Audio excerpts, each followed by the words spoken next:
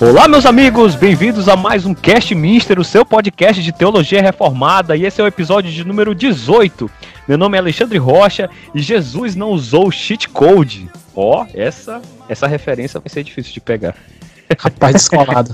A não ser que você jogue videogame. Boa noite, eu sou o Renan e hoje eu vou falar alguma heresia. Por favor, não encarnem comigo.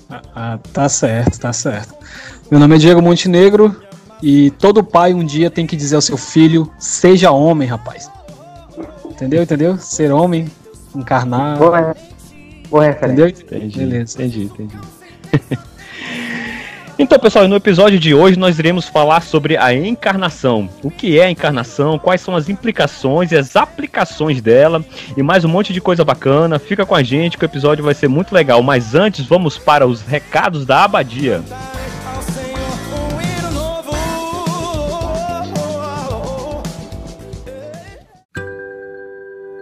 Como vai?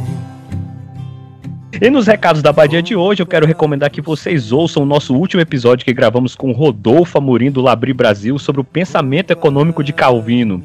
O episódio ficou muito bacana, muito bom mesmo, bastante informativo. Então passa lá no Spotify ou no seu agregador de podcast favorito e procura lá por Cast Mister ou no nosso site mesmo, www.castminster.com.br, e baixa o episódio, divulga nas suas redes sociais, siga-nos no Facebook, no Instagram. Nós temos o nosso grupo também no Telegram. É isso aí, pessoal, fiquem com a gente e vamos para o episódio. Quem governa o tempo, avante peregrino no caminho. Muito bem, então a pergunta de hoje que nós vamos abordar do Breve Catecismo de Westminster é a pergunta de número 22. E a pergunta diz assim: como Cristo, sendo o Filho de Deus, se fez homem? E a resposta é: Cristo, o Filho de Deus, fez-se homem, tomando um verdadeiro corpo e uma alma racional, sendo concebido pelo poder do Espírito Santo, no ventre da Virgem Maria e nascido dela, mas sem pecado. Muito bem, então partindo para as questões introdutórias, vamos meditar um pouquinho a respeito dessa pergunta, e eu já lanço para a mesa aqui, quando a nossa pergunta afirma que Cristo fez-se homem, isso significa que Jesus já existia antes de nascer? Há alguma diferença entre o Cristo pré-encarnado e o Cristo encarnado? Beleza, antes de responder mais diretamente essa pergunta, eu quero trazer a reflexão de que a Bíblia chama Cristo de verbo, né? O verbo encarnado de Deus. O João fala que o verbo se fez carne, etc. E aí eu, pesquisando algumas coisas sobre isso, eu achei interessante uma reflexão do Atanásio de Alexandria sobre essa questão do verbo eterno, né? O verbo que preexistia ao próprio Cristo encarnado. E aí é interessante você ver qual é a noção de verbo, tanto dos pais da igreja como da escolástica, está muito associada à filosofia grega e etc, né? Só que eles são muito categóricos em fazer separações sobre o que seria esse verbo, no sentido que os gregos acreditavam, e o verbo, o Cristo, né? E aí o Atanásio fala: não falo desse verbo. Que verbo ele está se referindo em primeiro lugar? Ele está falando do verbo que seria a ação, que seria o espírito motor, que move o mundo, que move as leis da natureza, etc, etc. Ele está falando assim: não falo desse verbo, mas falo do próprio verbo, o verbo do bom Deus, o Criador do universo, o próprio Deus vivendo e agindo. Ele difere dos seres criados, de toda a criação. Ele é único e o próprio verbo de Deus Pai. E ele que organizou este universo e o sustenta pela sua providência. Aí depois tem uma outra citação do Atanásio bem longa também, que eu não vou citar para não ficar muito extenso, mas resumidamente o Atanásio mostra que o verbo é a causa de toda a realidade se sustentar, todas as esferas da realidade, da natureza, etc, a sociedade, tudo se sustenta, tudo foi criado a partir do verbo. Então, nesse sentido, primeiro que eu estou estabelecendo aqui do verbo, Cristo, ele é eterno. Ele como verbo de Deus, ele é a causa da criação, então ele já existia antes da criação. Então essa é a primeira insight assim, que a gente tem que pontuar dessa ação de Cristo como verbo de Deus, como logos, né? Então ele é a ação fundante de Deus para o universo criado. Tudo que existe, existe por causa dele, como a gente lê na Escritura. Outra coisa interessante é que não há nada posterior à criação que não exista por causa do Cristo que existia antes da criação. Mais ou menos isso que eu queria falar. E aí o Atanásio, ele vai fazer uma separação, como eu disse, com os gregos. Ele vai falar que a grande diferença da filosofia grega para a visão cristã é que na filosofia grega eles até concordam com essa questão de ter um verbo para ação divina, só que eles acreditam que até um Deus precisaria de matéria pré-existente para criar o universo. Então seria necessário existir alguma matéria pré-existente, e aí Deus poria essa matéria organizada através do seu logos, né, através da sua ação criativa, e aí faria o universo. E aí o Atanásio vai pontuar que no caso do cristianismo não havia matéria pré-existente, o verbo Cristo fez do nada, fez tudo do nada, criou o universo do nada. E aí, já agora indo diretamente mais para a pergunta que foi feita, a diferença entre o Cristo pré-encarnado e o Cristo encarnado é justamente essa ação que define o verbo. Então, geralmente os autores vão colocar que a queda, ela redirecionou a ação do verbo para a redenção da humanidade. Não que o verbo pré-encarnado já não tivesse esse propósito, mas ele estava textualmente na Escritura mais associado com o processo de criação do que com o processo de redenção. Então, quando ocorre a queda, a gente percebe um redirecionamento dessa ação desse verbo muito mais para a redenção, uma vez que a criação já está até concluída, né? Então, o Atanásio ele fala que a queda ela tem o poder de atrair o que ele chama de...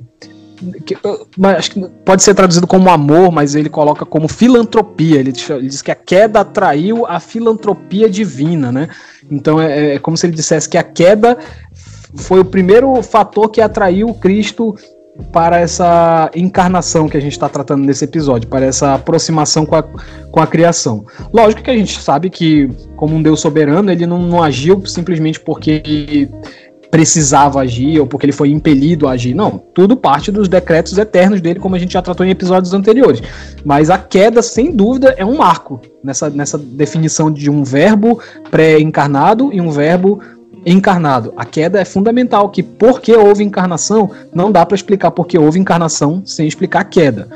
Então, assumir um corpo à nossa semelhança foi o meio encontrado pelo verbo, por esse verbo pré-encarnado, para recriar a humanidade de certa forma. Porque existe um dilema, e a gente tratou desse dilema nos episódios sobre pecado, né? Sobre o estado de pecado. É que se Deus não intervisse na história, se o verbo não intervisse na história, meio que o propósito inicial da criação seria sem sentido, não alcançaria o sucesso, que é o homem gozar a Deus para sempre. Mas também, se ele simplesmente ignorasse a transgressão humana, Deus estaria sendo incoerente consigo mesmo, e ele não pode ser incoerente consigo mesmo. Então, como é que sai desse dilema? Se eu esqueço as falhas dele, eu vou estar sendo incoerente porque eu prometi que quem pecasse morreria. Mas se eu puni-los, eu não vou estar cumprindo o meu propósito inicial. E aí os autores eles indicam que a encarnação tem mais esse papel de acabar com esse dilema. Porque quando Cristo assume a forma humana e atua como representante legal da humanidade, que nós já falamos sobre isso, ele encontra essa solução para esse dilema.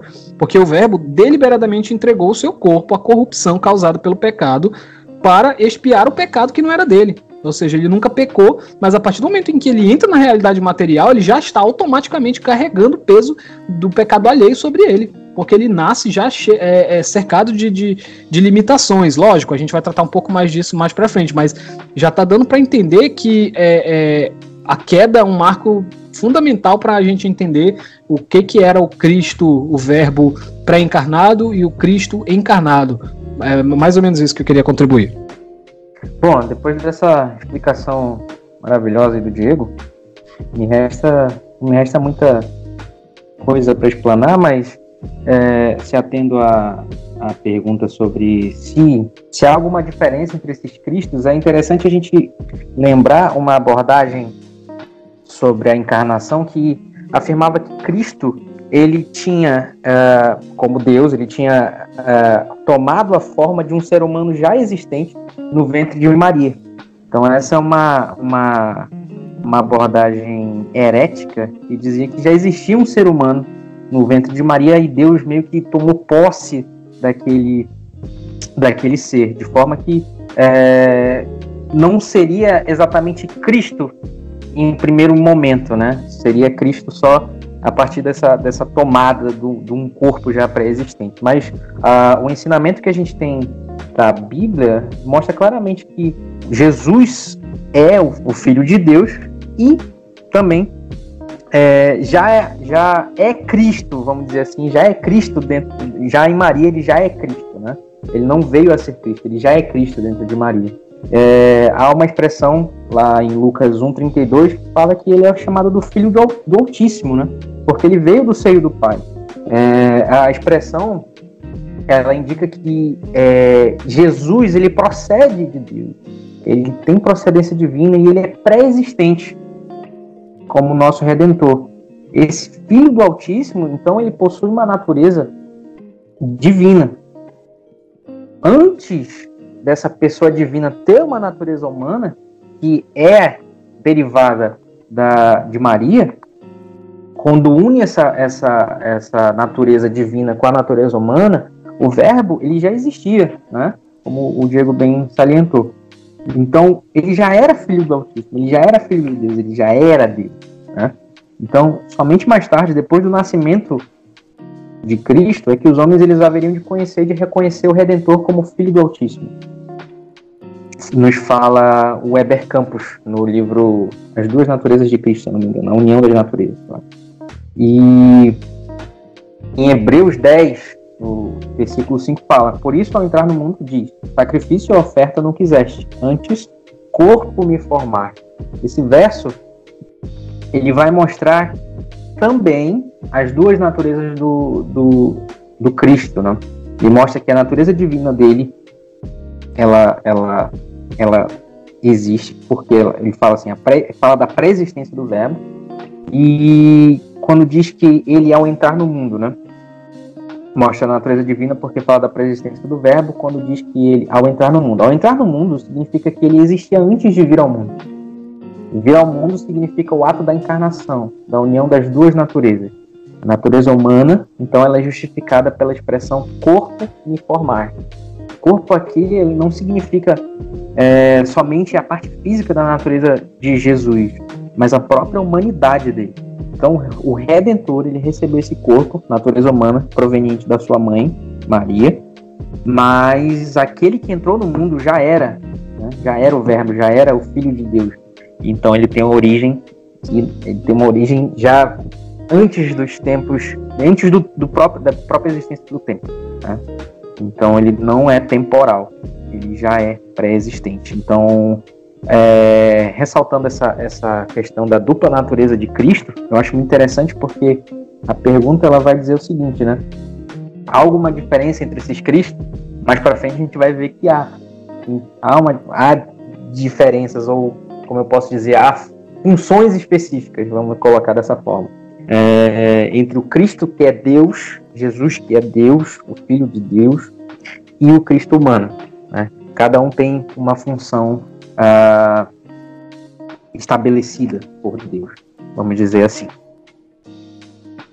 Então, pessoal, pegando um gancho aí do que o Renan falou, inclusive se vocês quiserem um episódio a respeito só das heresias cristológicas, se o nosso público quiser, se os ouvintes gostarem, nós podemos fazer um episódio só tratando das heresias cristológicas, das decisões dos concílios. A gente pode ver aí um episódio extra ou algo do tipo, um plus desse episódio sobre a encarnação e sobre as heresias cristológicas. Eu queria pegar só uma carona aqui no que o William Barclay diz, apesar das divergências que nós temos com ele, mas ele fala algo muito interessante no comentário dele de João. E eu, pegando o gancho do que o Diego falou a respeito do logos, do verbo, né? Que os gregos ele tinham essa ideia de que o logos, essa razão que regia o universo, né? Ao que parece um ser impessoal, um ser desprovido de pessoalidade, pelo menos ao que parece. Se eu estiver falando bobagem, me corrijam. Mas, enfim, é uma razão que por trás do universo. Ao passo que no mundo judaico, o entendimento do verbo, da palavra, era um pouco diferente. Ou seja, para um judeu, uma palavra era muito mais do que um mero som. Uma palavra era algo que tinha uma existência ativa e independente, e que de fato fazia as coisas. Para o hebreu, como diz o professor John Patterson, a palavra falada era algo muito vivo, era uma unidade de energia carregada de poder. E ele fala também que o vocabulário hebreu, como muitos já sabem, ele era muito pobre, né? Ele tinha em torno de 10 mil palavras, enquanto o grego tinha 200 mil. Por essa razão, o hebreu era parco nas suas palavras, porque ele entendia que a palavra tinha poder, então assim, ele era alguém, como posso dizer, mais comedido nas suas palavras. É interessante notar também que segundo aqui o William Barclay, o Sir Adam Smith relata em uma ocasião em que Sir George Adam Smith viajava pelo deserto asiático, um grupo de maometanos lhe deram a costumeira boas-vindas. Segundo o Barclay, diz assim: a paz seja contigo. No momento em que perceberam que não era ele, ou melhor, no momento em que perceberam que era um cristão, mas quando descobriram que haviam proferido uma bênção a um infiel, apressaram-se a voltar pedindo que a devolvesse. A palavra era como uma coisa que se podia enviar para fazer coisas e ela podia ser pedida de volta. Podemos compreender então que para os povos orientais as palavras tinham uma existência independente carregada de poder. Inclusive no Antigo Testamento essa ideia está bem carregada no que diz respeito ao poder das palavras. Uma vez Isaac foi enganado para que abençoasse Jacó em lugar de Esaú. E no caso, Isaac não poderia fazer nada porque a bênção já teria sido dada, né? Lá em Gênesis 27, a bênção já foi proferida e não poderia voltar atrás. Vemos também que a palavra de Deus está em ação de maneira muito especial no relato da criação. A cada passo que lemos, e Deus disse, a palavra de Deus é o poder criador. Ou seja, aqui em Gênesis 27 e também em Gênesis 1, no texto que fala a respeito da criação, nós nos confrontamos com essa ideia de que a palavra de Deus é criativa, atuante, dinâmica. No Salmo 33 diz assim: pela palavra do Senhor foram feitos os céus, enviou a sua palavra e os sarou, no segundo Salmo 107. No Salmo 147 diz assim: ele envia suas ordens à terra e a sua palavra corre velozmente. Ou seja, na mentalidade judaica, a ideia de palavra era algo muito, muito vivo, muito dinâmico, muito independente, algo que tinha força realmente. E no contexto judaico é algo que é uma razão. Então o apóstolo João, quando vai dizer assim que o logos, né, o verbo, a palavra se fez carne, é muito interessante porque ele pega algo da mentalidade judaica, pega algo da mentalidade grega, e enriquece ambas as culturas com algo novo, né? Algo que que só vem por revelação mesmo divina, algo que o Senhor o inspira e diz assim: olha, esse verbo, essa palavra se encarnou, a palavra de Deus, o tabernáculo de Deus está vivo, é um ser humano assim, encarnado, né? O que para a mentalidade grega era um escândalo, né? Porque Deus vir à Terra, Deus assumir um corpo humano, era algo que era impensável para os gregos, né? Então é muito interessante quando João traz isso, que para o conhecimento da época, para a mentalidade da época, era algo revolucionário.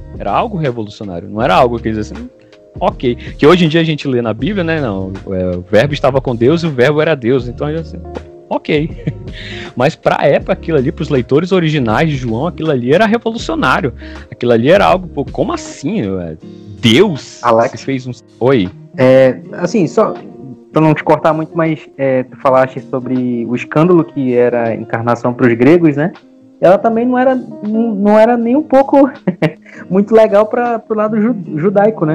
Pessoal, para os judeus, né? Porque para eles também a questão de Deus se encarnar num homem, isso era uma pura idolatria, né? Um puro absurdo.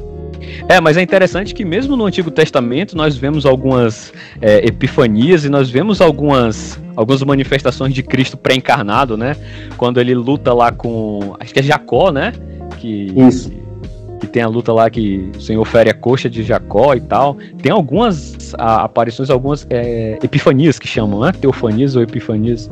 Teofanias, né? Teofanias no Antigo Testamento, onde o Cristo pré-encarnado, né, aparece, né? Mas em Cristo Jesus vem a plena revelação de Deus, né? A palavra de fato se torna carne, a palavra se tabernaculiza, se pudéssemos usar essa expressão, entre os homens, né? Se torna de fato o tabernáculo de Deus entre os homens, o Cristo, o homem encarnado, né? Isso sem deixar de ser Deus, né? Então é muito interessante isso, interessante. Tem outra questão também interessante. A encarnação por si só é algo maravilhoso, mas é uma distinção que se faz entre as religiões orientais com o cristianismo, né? Porque quando o cristianismo diz que Deus se encarnou e veio até os homens, ele está apontando para a materialidade da vida, né? E não é uma questão somente espiritual, não é uma questão de contemplação ou de uma elevação espiritual, etérea. Não, é uma vida de fato real, material, é carne, você está pegando aqui como se você pudesse, né, pegar no próprio Deus. Já diferente das religiões orientais, onde graça à questão da contemplação, né, da imaterialidade da vida, né? Eu acho esse aspecto muito decisivo para você poder traçar uma linha entre o cristianismo e as outras religiões, né? Boa, é isso mesmo. Nesse sentido, o cristianismo ele é bem revolucionário mesmo, assim, no melhor sentido da palavra. Porque realmente é uma ideia nova, né, de Deus habitando corporalmente entre os homens, né? Para os gregos, a matéria era algo meio desprezível, né? Era algo que impedia a sua elevação espiritual, né? E no cristianismo não, Deus assume a forma humana, né? Mostrando que a vida física, material tem valor, né? Ao contrário que, claro que no período que João escreve o seu evangelho, ainda não haviam de fato os gnósticos, pois estes surgem só no segundo século, mas ao que parece há um proto-gnosticismo ali presente, em que havia essa questão da negação da encarnação de Cristo, né? Tanto é que ele vai escrever na sua primeira epístola, se eu não me engano, é uma das 3, em que ele fala assim, que aquele que nega que Jesus veio em carne, né, não é de Deus, é o espírito do anticristo, é todo aquele que nega que Jesus veio em carne. Então, assim, mostrando que a fé cristã é uma fé que valoriza a humanidade, né? Uma fé que valoriza a materialidade da vida, da coisa mesmo. Então, ao passo, como você falou aí se eu não me engano, no hinduísmo, o Brahma é do hindu. Enfim, as religiões orientais de fato são meio panteístas ou panenteístas, né, em que eles entendem que Deus é a natureza, ou Deus está na natureza, de forma que você não encontra ele distintamente da natureza, mas se você quer ver Deus, você contempla as árvores, você contempla o sol, você contempla as estrelas. O cristianismo diz algo nesse sentido, mas não que as estrelas sejam Deus, mas que refletem a glória de Deus, né? Os rios, os oceanos, as cachoeiras, as matas, os animais refletem a glória de um Deus que é bom, que criou tudo com sabedoria, com bondade, mas não que essas coisas sejam de fato Deus. Inclusive Gênesis é uma polêmica visceral justamente contra essa ideia pagã, né, de que as coisas criadas são seres divinizados e tal. É isso mesmo, massa.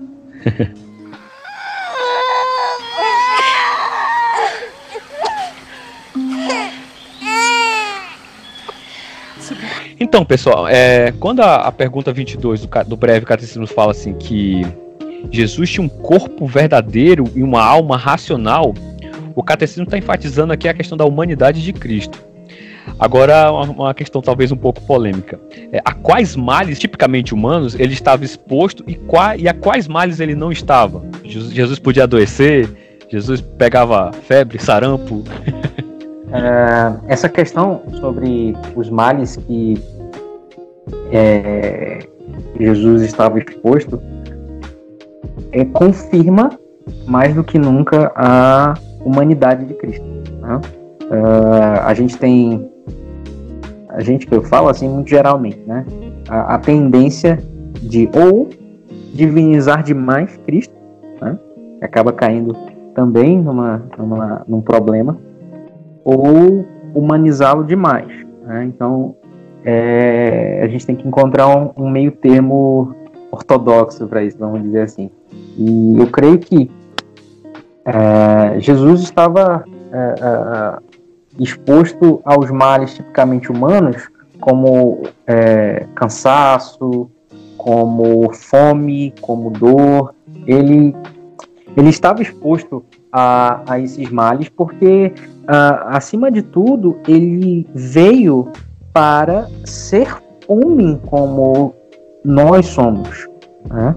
Então, se ele precisava ser o nosso representante, a gente vai falar depois disso, o nosso representante perfeito como homem, né? Nessa conversa entre Deus e homem, se ele é, na verdade, o nosso mediador entre Deus e os homens, e o nosso sacrifício perfeito, somente um homem que sofresse as coisas que todo homem sofre, não necessariamente fruto do pecado,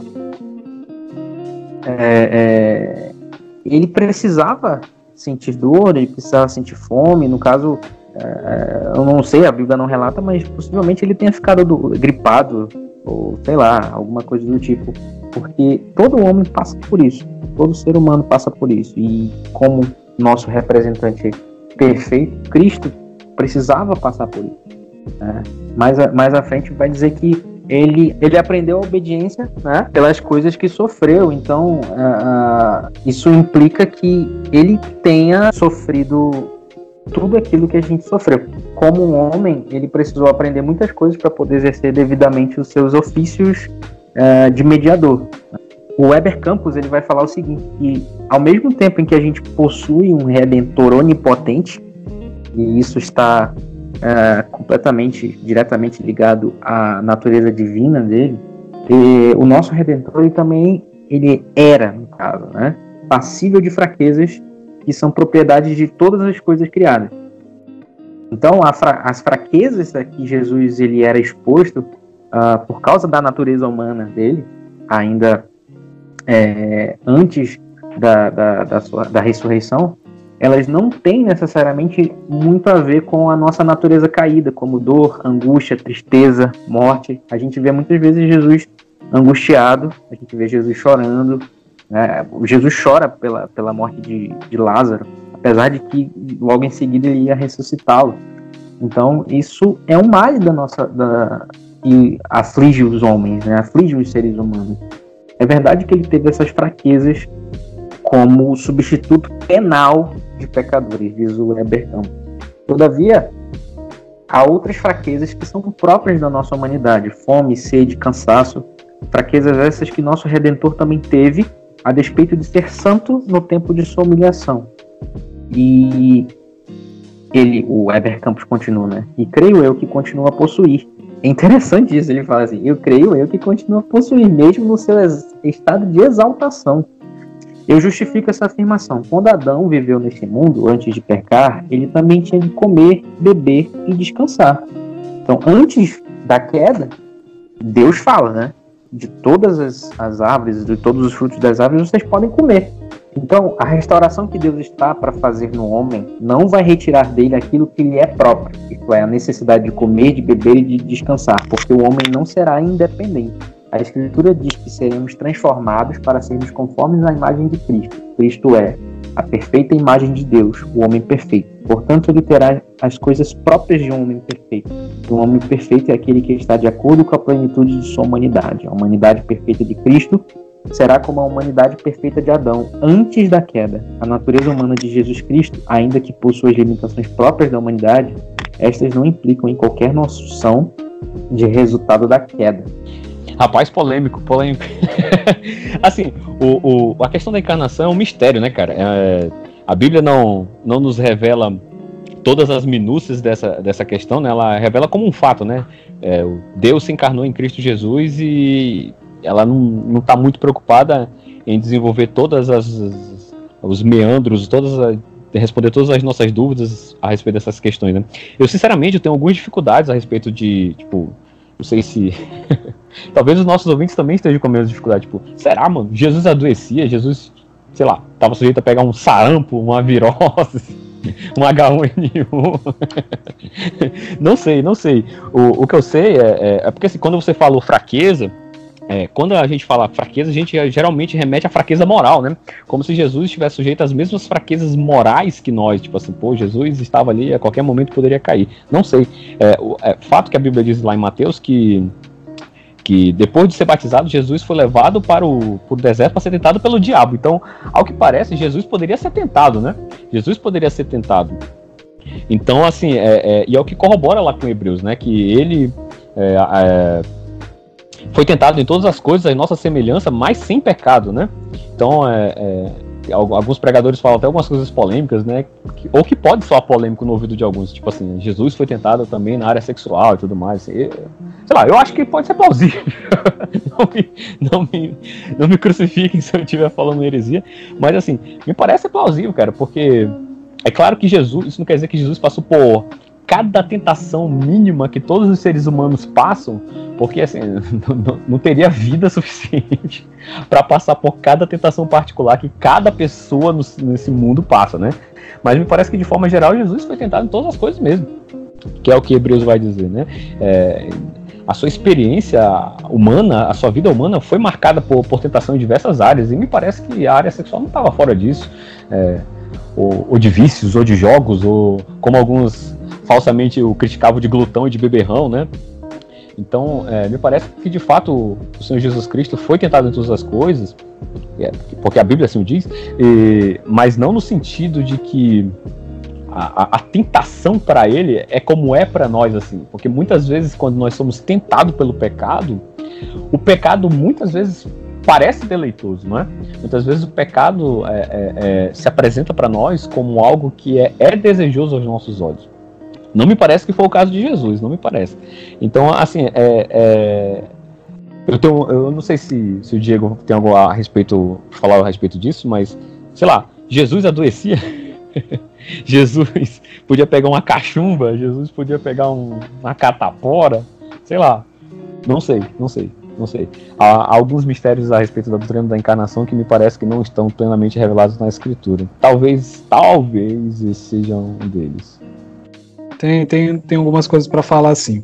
Eu acho que para esclarecer melhor essa questão, ajuda a pensar qual o objetivo de se fazer homem, né? Embora a gente já tenha comentado, tem a ver com a representação legal, penal, Cristo precisava ser um de nós para nos representar diante de Deus e expiar nossos pecados. A gente já abordou isso. Só que o texto de Hebreus 4,15, ele é bem mais claro nesse sentido, porque ele diz assim: pois não temos um sumo sacerdote que não seja capaz de se compadecer das nossas fraquezas, nossas, humanas, pecadores, mas temos sacerdote supremo que é a nossa semelhança, nós, humanos, pecadores, tentado em todas as formas, porém sem pecado algum. Então, ele tem os problemas que nós, humanos, temos, pecadores, mas sem o pecado como consequência, sem, como o Alexandre falou, ele poderia ser tentado sem desejar o pecado, sem ver alguma coisa boa no pecado.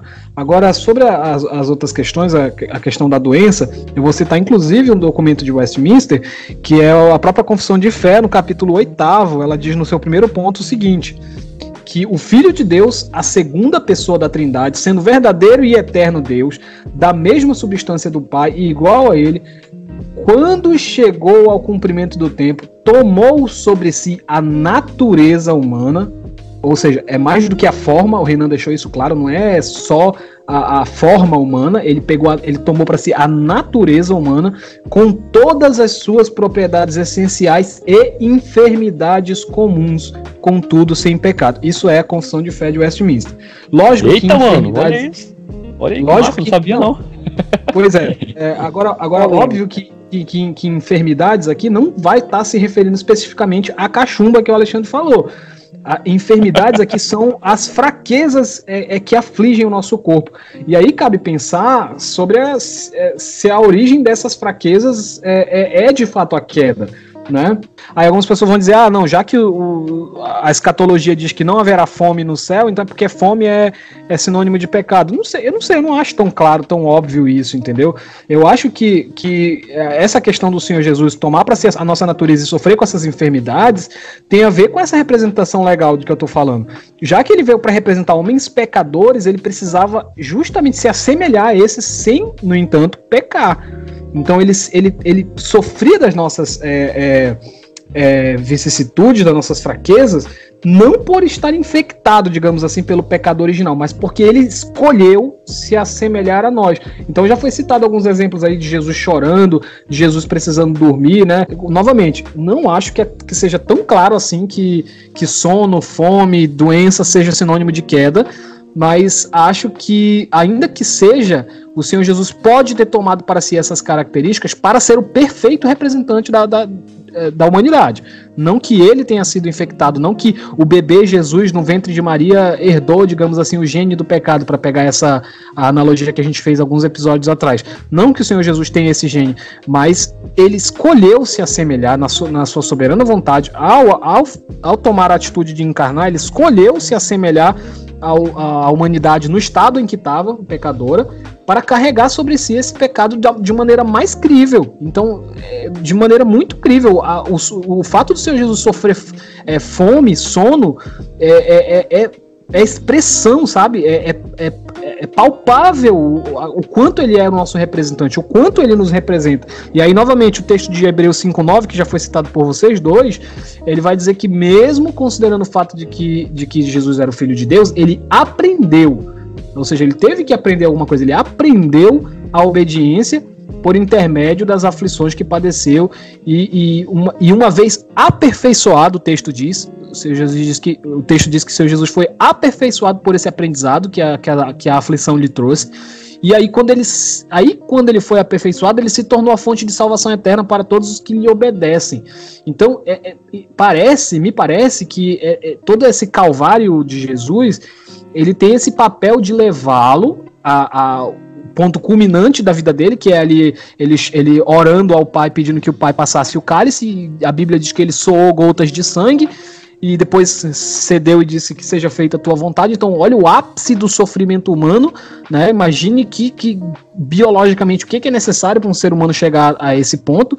Imagine toda a descrição da crucificação, quanta dor, quanta miséria ali naquela cena, né?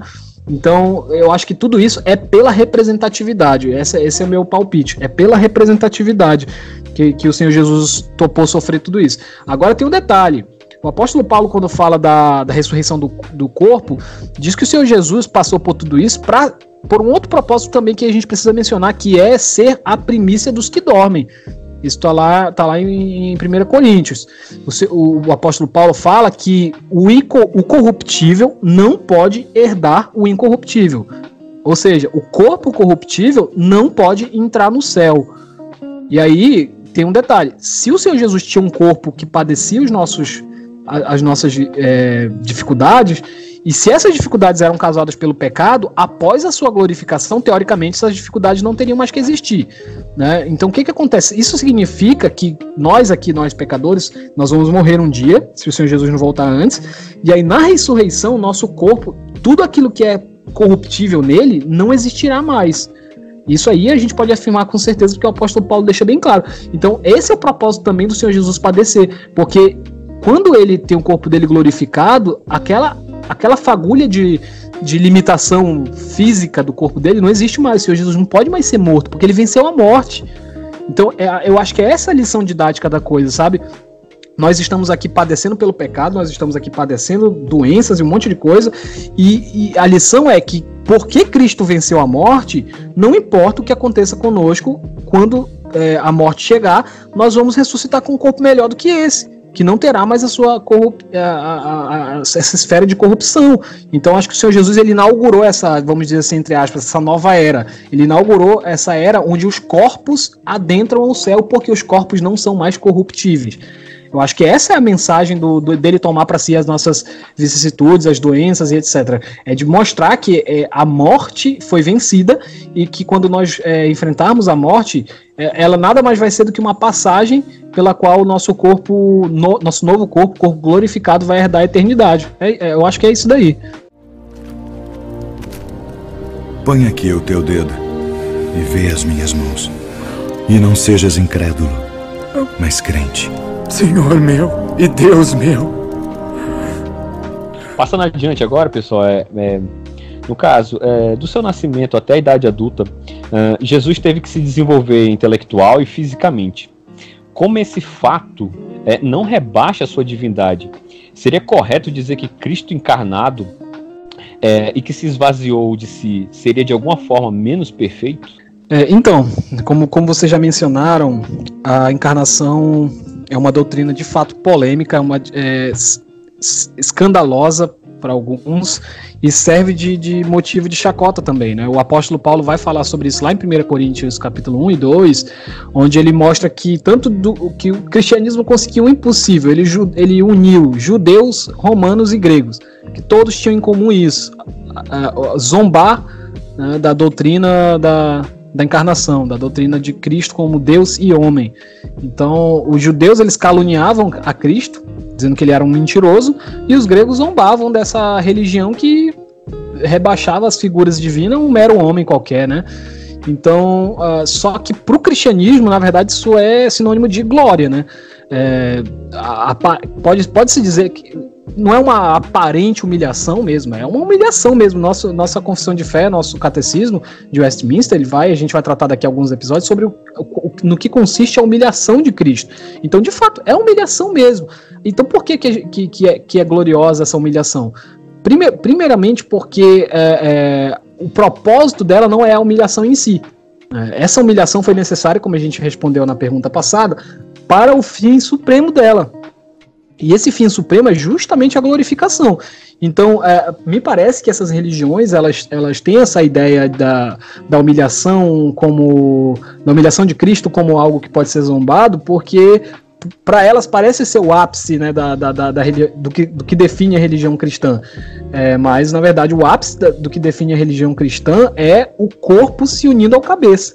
E isso acontece na glorificação, como o apóstolo João fala, agora já podemos ser chamados filhos de Deus, mas ainda não se manifestou o que haveremos de ser. Ou seja, o que os pagãos estão zombando, na verdade, é de uma obra inacabada, é de uma obra em andamento. Quando toda essa obra for completa e o corpo e o seu cabeça estiverem unidos, glorificados, ambos, o mundo não terá o que fazer senão curvar os seus joelhos, como diz lá se não me engano, em Mateus 24, todos os textos de escatologia falam que todo joelho se dobrará e toda língua confessará que Jesus Cristo é Senhor sobre os céus e a terra, e não tem o que fazer. Então, assim, essa blasfêmia de apontar a encarnação como uma inglória para um Deus é por não compreender o fim da obra, por não compreender. Agora, assim, ainda assim, para aqueles que podem achar essa resposta mais uma fuga do que uma resposta, a gente tem sim elementos na Escritura que apontam claramente para a divindade de Cristo na sua forma humana. Ou seja, ele não abandonou completamente a divindade para se tornar humano. Eu acho que vocês vão falar mais ou menos sobre isso, como isso foi uma escolha de Cristo esvaziar-se. Vou deixar para vocês esse comentário, mas eu vou só apenas apontar alguns textos onde essa divindade fica clara. Primeiramente, é evidente, aqui eu estou tomando palavras do pastor Paulo Anglada. Primeiramente, é evidente que Jesus assumiu prerrogativas divinas. Ele perdoou pecados, isso está em Marcos 2,5, e permitiu ser adorado, Mateus 28,17 e João 9,38.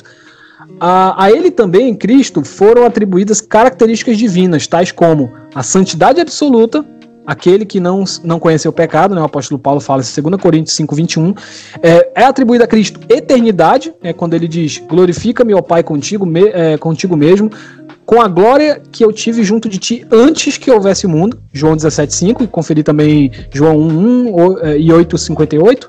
Jesus Cristo aparece como um ser revestido de imutabilidade, né? Jesus Cristo é o mesmo ontem, hoje o apóstolo Paulo não, o escritor de Hebreus fala isso, tanto no capítulo 13, 8, como no 1, 11 a 12. Ele é onipotente, o alfa e o ômega, diz o Senhor Deus, aquele que era, que é e que há de vir, o Todo-Poderoso, Apocalipse 1, 8. Onisciência, Jesus sabia desde o princípio quais eram os que o haviam de trair, João 6, 64. Onipresença, eis que estou convosco todos os dias até a consumação do século. Então, isso é Mateus 28, 20. Então, todas essas características são características próprias de divindade e Cristo tem elas atreladas a si ao longo das Escrituras. Então, isso para mostrar que ele se humilhou, ele resolveu se esvaziar, mas ele era 100% Deus em todo instante. Era essa a contribuição que eu queria trazer. Então, no dicionário Wycliffe, ele diz assim que a respeito do Deus que se torna homem, né? Diz assim: a proposição Deus tornou-se homem não deve ser interpretada como significando que a divindade tenha sido trocada pela humanidade. Isto não significa a subtração ou despojamento irreversível. O Filho de Deus não deixou de ser o que era eternamente quando se tornou humano. A encarnação foi por adição. Ou seja, Cristo não troca a natureza divina pela natureza humana. Na verdade, é adicionada mais uma natureza na pessoa de Cristo, né? Então, como na realidade nós temos esse mundo marcado por dualidades e não por dualismos, né?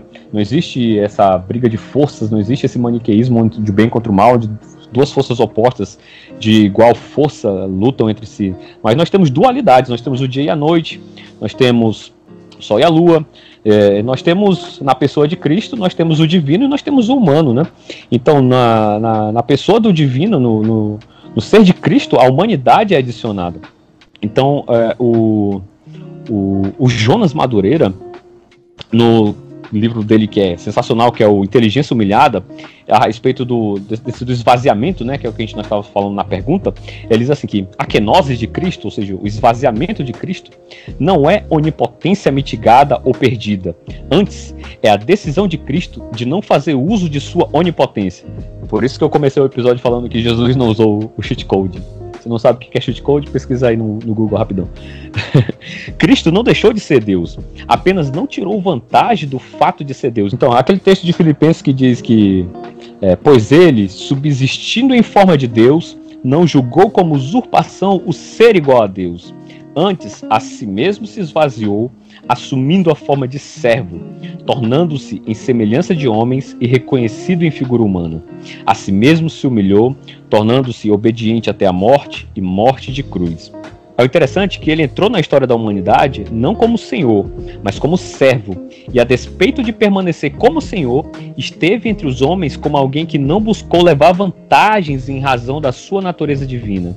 Ao esvaziar a si mesmo, Jesus não se tornou impotente, apenas decidiu não usar o poder que possuía. Nas palavras de Jacques Ellul, a não potência não é impotência, mas a decisão da parte daquele que detém uma potência de não se servir dela, de não usar a potência de que ele poderia lançar a mão, de não usá-la nem mesmo para defender sua vida. Não há em Jesus legítima defesa. Então eu achei sensacional, mano. Existe aquela frase que bem conhecida e bem antiga na igreja cristã, que fala assim que nada que não tenha sido assumido pode ser redimido. Então Cristo teve que assumir toda a nossa natureza humana com as suas fraquezas, como o Renan já falou, mas não poderia deixar de ser Deus, porque é justamente o fato dele ser divino e ser homem que possibilita a nossa salvação, porque como nós poderíamos ligar o Deus que é eterno, santo, justo, bendito, com nós seres humanos fracos, pecadores, imperfeitos? Então o próprio Deus vem a esse mundo, se encarna e se torna tanto homens e Deus também, não 50% homem, não 50% Deus, mas perfeitamente homem e perfeitamente Deus. Outra coisa, assim, voltando um pouco ao que você falou e voltando à pergunta anterior também, Alexandre, quando a gente fala de que Cristo é perfeitamente o nosso representante, é interessante falar que se algumas das características que ele assumiu para si são fruto da queda, a glorificação vem para corrigir isso. Então, como você falou, ele não é 50% homem e 50% Deus, ele é 100% homem. E se alguma coisa da nossa humanidade foi manchada pelo pecado, Cristo é quem vai ajustar isso, porque Cristo é perfeitamente homem. É mais fácil ele ser mais homem do que nós somos, porque ele... E ele é, foi, né? E ele é, com certeza. E ele é, porque ele não teve o seu caráter maculado, ele não teve a sua moralidade maculada, ele não teve nada maculado pelo pecado. Então ele é bem mais homem que a gente, porque ele está bem mais de acordo com o propósito de Deus. Então, ele está perfeitamente de acordo com o propósito de Deus. Então, se há alguma coisa em nós, o que há em nós que é manchado pelo pecado, a glorificação é um instrumento de correção para isso, para que nós sejamos, então, perfeitamente homens. Uma outra coisa de se adicionar a isso aí. Pegando o gancho um pouco do que o Alexandre falou sobre Deus decidir não utilizar todos os seus poderes, vamos colocar assim, né? Ele decidiu não se apegar ao ser Deus, né? O Lutero fala que o termo forma de Deus, ele não significa a essência de Deus, né? Porque Cristo nunca se esvaziou disso, nunca deixou de ser Deus, nunca abandonou a sua natureza divina. No caso foi a adição, né? Como o Alexandre mesmo falou. Ele não fez uso de alguns dos seus atributos, que são incomunicáveis. Um grande exemplo disso está lá em Mateus 24, versículo 36. E, o pessoal estava perguntando sobre quando que seria o dia, né, o dia final, quando que tudo ia se concluir. E Jesus falou o seguinte: a respeito daquele dia e hora ninguém sabe, nem os anjos dos céus, nem o Filho, senão exclusivamente o Pai. Aí, né, como aconteceu no dia de Noé, assim também se dará por ocasião da chegada do Filho do Homem, etc, etc, etc. Aí você pode se perguntar, poxa, ele não é Deus, ele não sabe todas as coisas? Certamente. A natureza divina dele sabe todas as coisas, porque ela está em plena comunhão com o Pai. Ele e o Pai são um. Mas a natureza divina dele, ela não permitia ter essa informação. Isso é muito louco, né? Muito louco, porque você é Deus, você pode dar aquela resposta naquela hora, mas a sua natureza humana, ela se esvaziou desse atributo, que é conhecer o futuro, conhecer todas as coisas. Não sei se eu tô falando muita bobagem, mas eu deixo aí para vocês comentarem. Uma coisa que eu queria dizer é assim, que Jesus não era como, sei lá, um Hércules, ou sei lá, que queria ser um deus, um semideus. Na verdade, o fato de Jesus se encarnar é o que torna a nossa salvação possível, né? Mas o texto de Filipenses não fala que Jesus simplesmente queria ser homem, né? Jesus queria ser servo, é diferente, né? O Jonas Madureira fala que diferente de Adão, Jesus nunca quis ser igual a Deus. Pelo contrário, a igualdade com Deus é algo que ele sempre teve e sempre terá. A forma de Deus é inerente à própria natureza de Cristo. Tanto é assim que o esvaziamento não é um rebaixamento. Jesus jamais deixou de ser Deus. Não se trata de uma troca de formas, do tipo, Deus trocou a forma divina pela forma humana, como eu já tinha dito. Como bem lembra William Hendrickson, o texto não diz, como alguns afirmam com frequência, que Cristo trocou a forma de Deus pela forma de servo. Ele assumiu a forma de servo ao mesmo tempo que conservava a forma de Deus. E isso é precisamente o que torna a nossa salvação possível e execuível. Se por um lado, Adão tentou ser como Deus, por outro, Cristo sendo Deus se fez homem. Perceba a profundidade disto. Cristo não se despojou de algo. Ele simplesmente se despojou de si mesmo. Entregou-se a si mesmo e não seus atributos. Segundo Gordon Fee, o esvaziamento é uma metáfora. Jesus não deixou de ser Deus, mesmo porque a humilhação de Cristo está no fato de que a encarnação e a cruz foram enfrentadas por aquele que, permanecendo sendo Deus, e que durante todo o processo nunca deixou de ser Deus. Mano, é muito massa, né, velho? É muito massa, tipo... Se tu para pra pensar que, tipo, Jesus, o eterno Deus, ser de sabedoria infinita, né? Aprendeu, né, bicho? Tipo, se assentou com os doutores da lei pra ouvir, foi ensinado provavelmente pela sua mãe, pelo seu pai, as escrituras, né?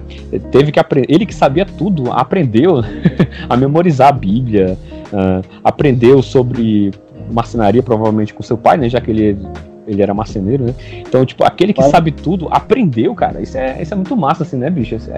A humildade do Senhor Jesus Cristo, assim, não era um fake, tipo assim, ele não tava fazendo uma performance, dizer assim, olha aqui, ó, eu sei, mas eu vou fingir que eu não sei, entendeu? Então, tipo assim, foi real, entendeu? Tudo foi real, tudo foi visceral mesmo. A parada foi de verdade. Jesus aprendeu realmente. Ele aprendeu a obediência, né, cara? E, como o texto diz, aprendeu a obediência pelas coisas que sofreu. O sofrimento foi a professora de Jesus. Então é muito massa, muito massa, muito massa. Como nosso Senhor é humilde, né? Como nosso Senhor é humilde. Eu fiquei imaginando, sabe o que, mano? Eu fiquei imaginando Jesus sentado, Maria e José ensinando o Antigo Testamento para ele, né? Falando assim, então, meu filho, Deus abriu o mar e o povo passou. Aí Jesus dando uma risada. Esse dia foi louco. É verdade, eu tava lá. Literalmente.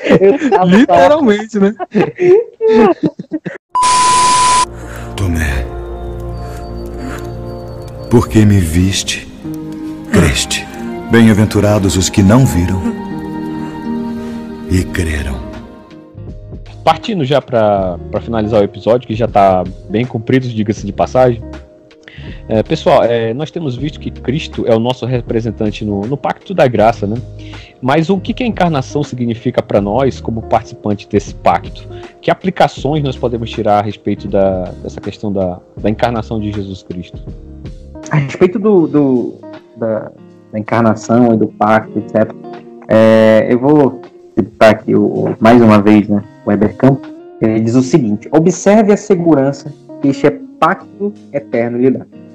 Todas as decisões a nosso respeito tomadas na eternidade pelo Pai e pelo Filho lhe garantiram todas as bênçãos espirituais de que você desfruta hoje. Todas as coisas que você estudar no Pacto da Graça são resultado da realização do pacto eterno da redenção realizado entre o Pai e o Filho. Você não teve parte alguma nesse pacto da redenção, porém esse é o beneficiário pleno. O que Cristo cumpriu desse pacto assegura todas as bênçãos espirituais e materiais que você desfruta hoje. Felizes somos todos nós, aqueles que o Pai entregou ao Filho, pelo fato de sermos os beneficiários desse pacto, porque o Filho nunca falhou em um ponto sequer nas suas responsabilidades como a segunda parte contratante do pacto. Se essa parte fosse apenas um homem como você e eu, haveríamos certamente de falhar no cumprimento de nossas obrigações, como Adão falhou. Mas o Filho encarnado não falhou em nada, ele foi fiel em todas as suas tarefas. Por essa razão, você desfruta hoje das riquezas do reino de Deus.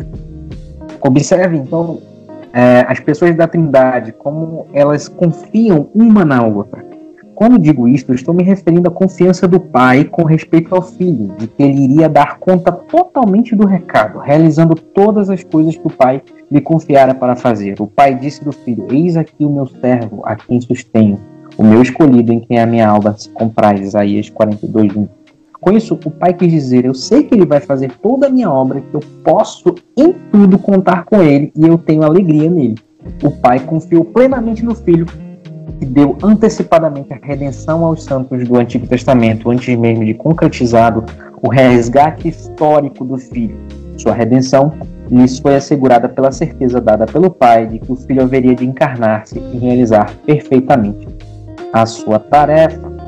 Observe, então, quanto devemos aos contratantes do pacto. Ele vai falar da dívida que a gente tem com Cristo. A nossa dívida é de amor ao Pai e ao Filho, assim como dívida de obediência e de gratidão. Nossa dívida de amor é dupla. Devemos amar a Deus o Pai e a Deus o Filho, porque fomos amados primeiro. É uma questão de amor de resposta. Nunca haveríamos de amá-los movidos pelas nossas próprias capacidades, mas porque o Deus triuno nos amou primeiro. Então temos capacidade de um amor reflexo. Perceba como é sério o nosso dever para com o Pai e para com seu Filho Jesus Cristo. Depois dessa citação é maravilhosa, eu não sei nem o que comentar mais. Então, como forma de concluir, de aplicar, eu vou mencionar novamente uma citação que eu fiz anteriormente, que é do apóstolo Paulo lá em 1 Coríntios 15:50, quando ele fala que carne e sangue não podem herdar o reino de Deus, nem o que é perecível pode herdar o imperecível. Acho que a grande aplicação, ou uma das grandes aplicações da encarnação para a gente, em todas as esferas da nossa vida é a implicação, né? A melhor aplicação é a implicação da encarnação. Como eu disse, o Cristo se encarnou, ele morreu e venceu a morte. E como o apóstolo Paulo fala que ele é a primícia dos que dormem, significa que ele é o primeiro, ele abriu a porteira e nós vamos atrás dele. Significa que nós também vamos viver, vamos morrer e vamos vencer a morte. Eu acho que isso é uma grande aplicação, uma grande verdade que se faz clara na questão da encarnação. Então, sendo assim, Cristo ele é o fiador da nossa esperança, acerca do fato de que, como diz de novo o apóstolo Paulo, estamos certos de que, se esta nossa morada temporária, essa nossa habitação terrena em que vivemos for destruída, temos da parte de Deus um edifício, uma casa eterna nos céus, não construída por mãos humanas. Então, como alguém também citou que Jesus chorou no velório de Lázaro, o mesmo Cristo que chorou no velório de Lázaro, depois confortou seus familiares e disse: quem crê em mim, ainda que morra, viverá. Então, o mesmo Cristo que padeceu é o Cristo que venceu.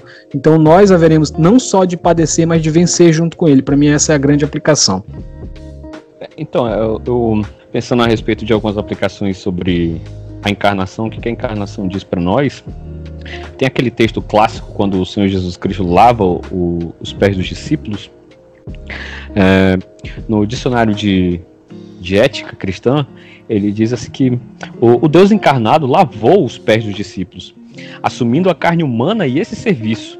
Ele recomendou a seus discípulos uma vida de serviço diante de Deus e dos homens. O relato não alista atos éticos específicos, mas certamente aponta um estilo ético básico para o cristão. Porque Cristo veio como servo, o cristão vive para servir. Então, a primeira lição que aparece para nós da encarnação é o serviço. Cristo veio a esse mundo para servir, como a palavra diz, né? Que ele não veio para ser servido, mas para servir e dar sua vida em resgate por muitos, né? Nós vemos que hoje nós olhamos aquele texto lá de 1 Coríntios 7:4, que diz assim: a mulher não tem poder sobre o próprio corpo, e sim o marido. E também, semelhantemente, o marido não tem poder sobre o próprio corpo, e sim a mulher. Nós lemos o texto, nós olhamos e tá ok, normal. Só que nós não entendemos que o texto para a época não era algo, um pensamento comum. O apóstolo Paulo não estava assim, sem nada para escrever, já sei, vou falar sobre casamento. Não, irmãos.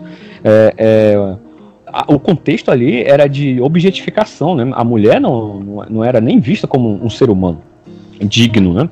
A mulher era vista como um objeto, como uma propriedade do homem. E o apóstolo Paulo dizer que o marido não tem poder sobre o próprio corpo e sim a mulher, isso é revolucionário. Mostra que o marido deve servir a sua esposa através do seu corpo. Assim como Cristo serviu a sua igreja, como serviu os seus discípulos, o marido também tem que servir a sua esposa através do seu corpo. Então, em tempos onde nós vemos, inclusive, quando esse episódio for a polêmica, a treta já vai ter passado, mas surgiu uma treta a respeito de essas páginas de masculinidade bíblica, cristã e tal, falando que muitas as mulheres gostam de ser objetificadas por seu marido na hora da relação sexual, enfim. Não, essa não é a visão bíblica. A visão bíblica não é essa. A visão bíblica é de serviço mútuo. A relação marital é uma relação de serviço mútuo, onde um serve o outro, inclusive nas relações sexuais. Não existe isso de você se aproveitar do outro. A relação é de serviço. A relação familiar, a relação na igreja é uma relação de serviço. Então, Cristo, na sua encarnação, inaugura um estilo de vida que não era um estilo de vida comum. Hoje nós vemos o autossacrifício, a doação pelo outro como algo nobre, mas nós não entendemos que isso é fruto do cristianismo. Nós queremos que as pessoas sejam altruístas, mas nós não queremos dar uma base, um fundamento eterno. Nós queremos que elas sejam boas porque nós achamos que elas devem ser boas, que elas devem se doar pelos outros, mas nós queremos banir Deus da jogada, mas nós queremos que as pessoas permaneçam com as qualidades morais que Deus nos deu como exemplo em Jesus Cristo. É contraditório, né? Outra aplicação que nós podemos tirar é que nosso Senhor Jesus, ele veio em carne, conforme 1 João 1, para comungar a vida de Deus com os homens. Como Jesus voluntariamente compartilhou a luz da sua divindade com os homens espirituais deveriam, por sua vez, compartilhar sua vida com os irmãos, conforme diz João 1,7. Então esse é o partilhar da nossa vida. Por exemplo, hoje eu li um texto de Provérbios que fala assim que a respeito da alma com ansiedade, né? Que debilita o corpo, mas que a boa palavra o anima. E é isso. Nós temos algum irmão que está passando por alguma dificuldade, nós temos que ir lá, nós que temos o Espírito de Cristo, temos que servir o irmão lá, animando, dando uma palavra de consolo, uma palavra de ânimo em Jesus Cristo, para que esse irmão possa conseguir continuar na caminhada. E não para destruir o irmão, e não para usar do irmão na sua fraqueza, né? O dicionário ainda diz assim que somente assim imitaremos a Cristo e nos apropriaremos de sua morte. Cristo demonstrou seu amor pelo homem por meio de sua encarnação. Portanto, se Deus assim nos amou, também devemos amar uns aos outros. Esse amor, melhor assim, toma forma concreta na assistência ao irmão necessitado e na comunhão com ele. O apóstolo Paulo também anima, inclusive, a igreja a ofertar aos pobres da Palestina, referindo-se à encarnação de Jesus como uma razão teológica pela qual os ricos deveriam ajudar os pobres. Ele, citando 2 Coríntios 8,9, ele diz: pois conheceis a graça de nosso Senhor Jesus Cristo, que sendo rico se fez pobre por amor de vós, para que pela sua pobreza vos tornassem ricos. É interessante que a encarnação, ela não tem implicações somente para a vida da igreja, para a vida da congregação. Ela tem implicações, inclusive, na esfera pública. No episódio passado, quando nós falamos a respeito do pensamento econômico de Calvino, que o Rodolfo falou a respeito do lucro, né? Que não é pecado em si você obter o lucro, só que o lucro não é um fim em si mesmo, é para você ajudar os necessitados, é para você ter com que ajudar o que está passando por dificuldade. Então a visão cristã é essa de serviço, é essa de doação, porque o nosso Senhor veio e nos deu exemplo, e nos deixou exemplo. Então eu encerro dizendo que todos nós que cremos no Senhor Jesus Cristo, que fomos impactados pelo poder do Evangelho, devemos, assim como ele servir aos outros com os dons e talentos que o Senhor nos deu, com os recursos que o Senhor tem nos dado, e assim servir com alegria, porque se Deus nos amou e nos serviu, nós também devemos servir e amar as pessoas, sejam elas quem sejam. Amém. Amém. Amém.